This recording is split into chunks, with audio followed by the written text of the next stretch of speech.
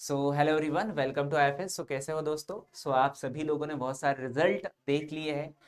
मुझे लगता है कि आपने अपना भी रिजल्ट देख लिया है। ठीक है, अगर आप नहीं बताना चाहते कोई दिक्कत नहीं है, बट आपको मैं बहुत सारे रिजल्ट बताने आया हूँ। हमने बहुत सारे ऐसे एक्सपीरियंस से बात करी है, जाना है किस तरीके के स्ट्रैटेजी वो यूज़ करते हैं इस एग्ज़ाम को क्वालिफाई करने के लिए। चलो, आज भी मैं आपके लिए एक और एक एक्सपीरियंस को लेकर आया हूँ। मिलते हैं शुम्बुल से। वेलकम शुम्बुल, आपका हमारे इस यूट्यूब चैनल पर। Thank you. सबसे फर्स्टली शुम्बुल, आप मुझे बताइए कि आपने कैसे इस एग्जाम को चॉइस किया, मतलब क्या था आपका ये जो जर्नी पीरियड था, आप बैक ऑफ जाकर हमें बताना चाहे। बेसिकली मेरे घर में everyone is obsessed with PhDs. तो नेट तो क्लियर करना ही था। मुझे बीएससी से पहले से पता था कि नेट क्लियर करना है और मैंने तैयारी भी स्टार्ट की थी, लेकिन फिर कॉलेज लाइफ में लोग बिजी हो जाते हैं। तो उसके बाद फिर मैंने मास्टर्स में प्रिपरेशन स्टार्ट की फर्स्ट ईयर के बाद। एंड आईएफएस यूट्यूब चैनल से बहुत ज़्यादा जुड़ी। अ, बहुत सारी वीडियोस, इनफैक्ट सारा सिलेबस मैंने वहीं से कवर किया और भी बाकी यूट्यूब चैनल्स पे। एंड देन पीवाईक्यूज बहुत ज़्यादा सॉल्व किए। पढ़ना एक चीज़ है, उसके बाद पीवाईक्यू सॉल्व करना, बिकॉज़ अल्टीमेटली हमको क्वेश्चंस ही सॉल्व करने होते हैं एग्ज़ाम में। Conceptual knowledge and memorisation of anything that is required.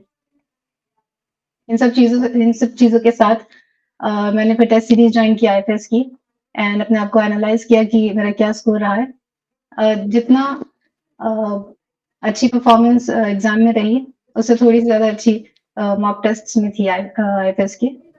But I am very happy with my results. Shumbul, आपका मास्टर्स किस ईयर में और किस सब्जेक्ट से हुआ है? मैंने मास्टर्स बायोटेक्नोलॉजी किया है, एमएससी बायोटेक्नोलॉजी, और इसी ईयर खत्म हुआ है अच्छा, 2025। 25 में ही कंप्लीट हुआ है। शुम्बुल, जी। कैसे एग्जाम के साथ साथ, मतलब कॉलेज के साथ साथ एग्जाम क्वालिफाई होती है, ये तो आप ही मुझे बता सकते बहुत मुश्किल होता है। हैं। तो वही मुश्किल मेरा ही थर्ड मुझे जानना जी, है। मेरा थर्ड अटेम्प्ट है ये। फर्स्ट ईयर जब मेरा मास्टर्स खत्म हुआ तब मुझको लगा कि अब बहुत कम टाइम बचा है और मास्टर्स के साथ कर लो तो ही बेस्ट है, बिकॉज उसके बाद जो कंटिन्यूटी होती है सिलेबस पढ़ने की और पीयर्स का प्रेशर और टीचर्स का गाइडेंस, ये सब खत्म हो जाता है।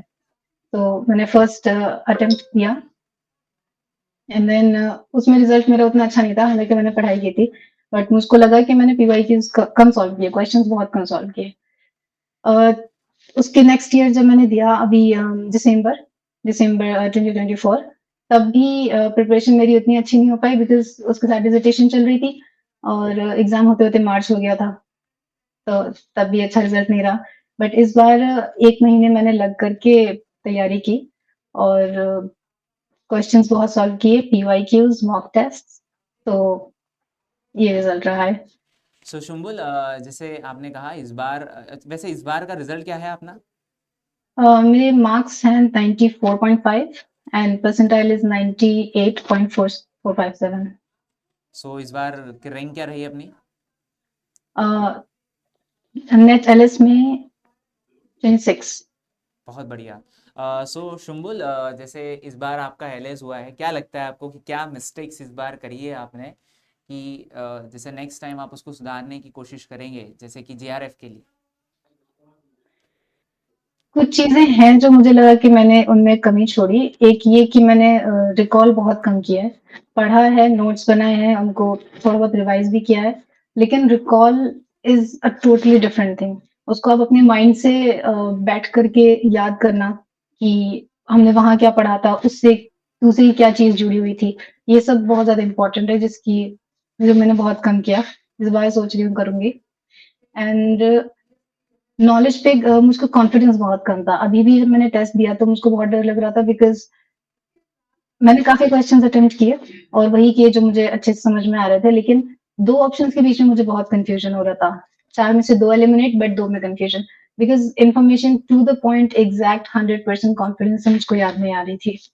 तो अब मैं सोच रही हूँ कि भले ही 7-8 यूनिट्स पढूं, लेकिन एकदम कॉन्फिडेंस से, एकदम 100% कि हाँ, इंटरनेट भी बोले कि ये गलत है तो मैं कहूंगी नहीं कि तुम गलत हो, मैं सही हूँ।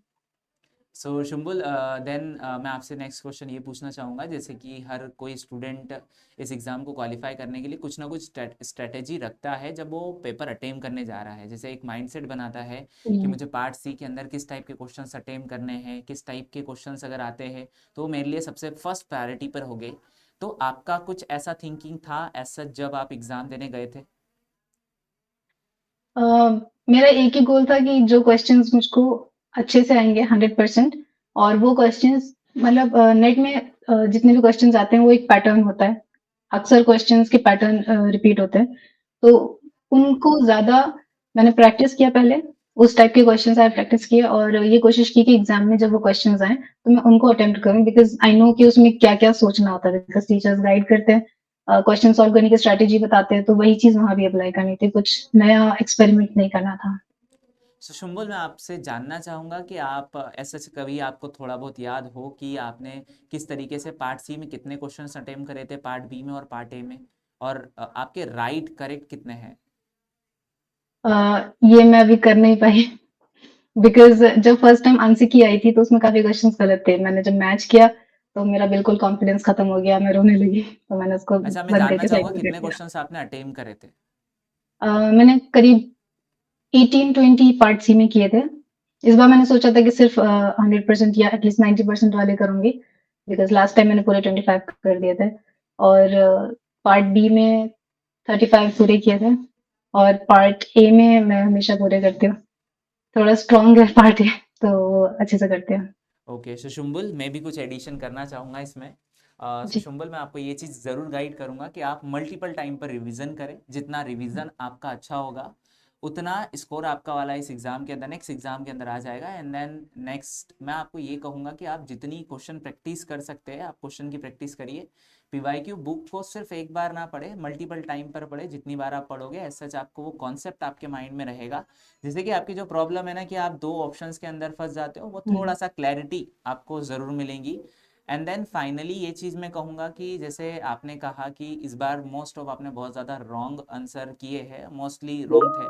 सो मैं एक चीज़ एडिशन करना चाहूँगा कि जैसे अगर आपने part C, for as a teacher मैं आपको ये चीज़ गाइड करूँगा कि अगर आपने पार्ट सी अगर देखा है, सो आपने ऑब्वियसली देखा है, तो पार्ट सी के अंदर अगर हम 145 से बैक साइड पर आते हैं तो हमें बहुत अच्छे अच्छे क्वेश्चंस मिलते हैं। जहां तक मेरा एक्सपीरियंस है कि हमें mostly match of the following type के क्वेश्चंस ऐसे सच हमें मिल जाते हैं 145 से बैक साइड पर। अगर हम आएंगे तो आप अगर नेक्स्ट टाइम एग्जाम दें तो कोशिश करें बैक साइड से, मोस्ट ऑफ बहुत अच्छे अच्छे क्वेश्चंस होते हैं। और मुझे यकीन है कि आपका जैसा स्ट्रैटेजी पर्पस है आपने बहुत अच्छी अपनी प्रिपरेशन करी है, बस हाँ थोड़ा सा आपका स्ट्रैटेजिकल पर्पस वीक लग रहा है, जिससे कि आपका फाइनली जो नेक्स्ट टाइम जेआरएफ होगा, हम जब मिलेंगे वापस से, तो आपका जेआरएफ जरूर होगा। तो आप कोशिश करें 145 से एक बार बैक आए, और most of match of the following को फर्स्ट प्रायोरिटी दे, और उसके बाद में आपको बहुत अच्छे अच्छे क्वेश्चंस मिलना चालू हो गए।